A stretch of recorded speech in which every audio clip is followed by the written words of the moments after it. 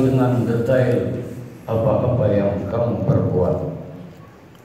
Setidaknya ada 4 hal yang harus kita introspeksi, mawas diri, kita hisab, kita hitung tentang perjalanan hidup dan kehidupan kita, khususnya terkait semenjak akil balik sampai saat ini. Yang pertama terkait dengan perintah-perintah Allah Subhanahu wa Ta'ala. Yang kedua terkait dengan larangan-larangan Allah Subhanahu wa Ta'ala. Yang ketiga terkait dengan aneka nikmat-nikmat karunia Allah, sudah tepatkah kita gunakan di jalan yang diridhoinya? Dan yang keempat, bagaimana sikap kita ketika menghadapi ujian hidup dan kehidupan ini? Yang pertama, kita harus jujur pada diri kita masing-masing terkait tentang perintah-perintah Allah Subhanahu wa Ta'ala. Boleh jadi semenjak akil balik sampai saat ini, sholat misalnya pernah kita tinggalkan, padahal wajib. Puasa di bulan suci Ramadan pernah kita lalaikan, padahal wajib. Belum lagi perintah-perintah yang lainnya. Ketika kita menyadari, dan boleh jadi ketika kita menghadap pimpinan, ketika kita menghadap sesuatu hamba-hamba Allah, begitu loyalnya kita.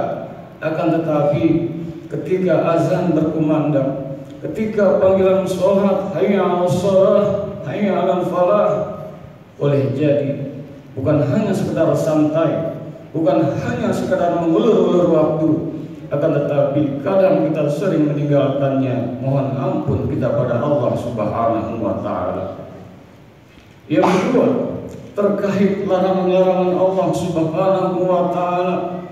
Tahun hendak berganti, maka boleh jadi dalam hidup ini maksiat munkarat sering kita lakukan, dosa-dosa besar ataupun dosa-dosa kecil pernah menjadi jiwa keseharian kita.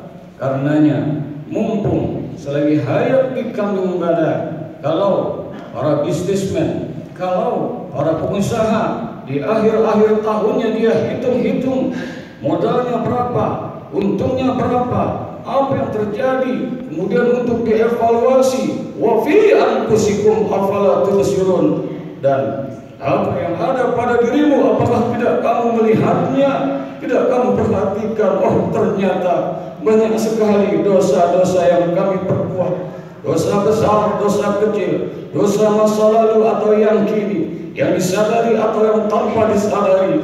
Belum lagi dosa batiniah kita, belum lagi aneka penyakit-penyakit batin kita. Oh, sungguh kalau kita mau merenung, maka akan mengalirlah ucapan istighfar. Kita harus bertekad, tubu ilallah taubatan nasuha, kembali bertaubat kepada Allah dengan taubatan nasuha.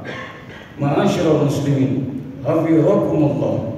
Kalau kita menyelami lebih lanjut, boleh jadi banyak dosa-dosa yang kita perbuat dari mata kita, dari telinga kita, dari lisan kita, dari tangan kita, dari kaki kita, dari perut kita, bahkan yang di bawah perut kita.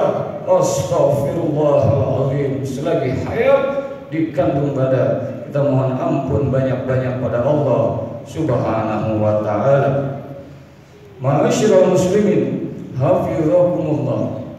Yang ketiga, kita harus evaluasi, sudahkah karunia nikmat Allah Subhanahu wa Ta'ala dengan tepat kita fungsikan? Allah sampai 31 kali di dalam surat Ar-Rahman, dalam firman-Nya terulang, fa bi ayyi ala'i rabbikuma tukadziban, maka nikmat Tuhanmu yang mana lagikah yang hendak kamu dustakan? Sudah berapa liter air yang kita teguk? Sudah berapa suah makanan yang masuk ke dalam perut kita?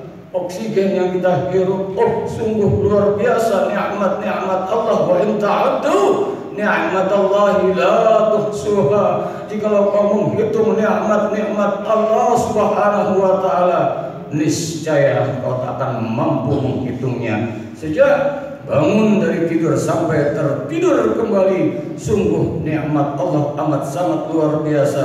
Sudah tepatkah kita menggunakan, memfungsikan sesuai yang Allah inginkan? Maka kalau kita merenung lebih lanjut dalam sebuah firman-Nya, wa qalilum min ibadiyasy syakur, dan sedikit sekali hamba-hambaku yang pandai bersyukur. Semoga ketika Allah berikan karunia nikmat, maka yang terbaik adalah semua anugerahnya yang diberikan, nikmat lahir, nikmat batin, maka harusnya kita persembahkan sesuai yang diinginkan oleh Allah Subhanahu wa Ta'ala. Yang keempat, yang kita harus evaluasi, bagaimana diri kita ketika menyikapi ujian-ujian kehidupan. Datang musibah, datang bencana, datang kekurangan harta, diuji kita, fitnah dan lain sebagainya. Sudah tepatkah diri kita mensikapinya sesuai dengan perintah-perintah Allah yang terdapat di dalam Al-Quranul Karim maupun hadis dan sunnah Nabi kita Muhammad sallallahu alaihi wasallam?